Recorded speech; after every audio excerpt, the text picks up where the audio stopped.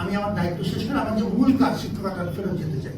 আমার পয়েন্টটা খুব পরিষ্কার, আমি একটা নির্দিষ্ট প্রেক্ষাপটে দায়িত্ব নিয়েছিলাম।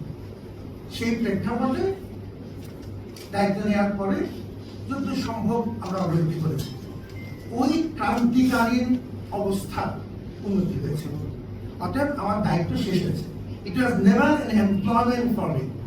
The position of vice chancellorship was never an employment for me. It was a special responsibility. এবং সেদিকে I treated them this responsibility as a public trust. সেই দায়িত্বটুকু আমার মনে হয়েছে যে যেহেতু ক্রান্তিকালীন অবস্থা এখন আর নেই, পরিস্থিতি ভালো হয়েছে, আমি আমার দায়িত্ব শেষ করে আমার যে মূল কাজ শিক্ষকতা ফেরত যেতে চাই। আর আমি বাবা বুড়া হয়েছি, আমার বিশ্রামের প্রয়োজন।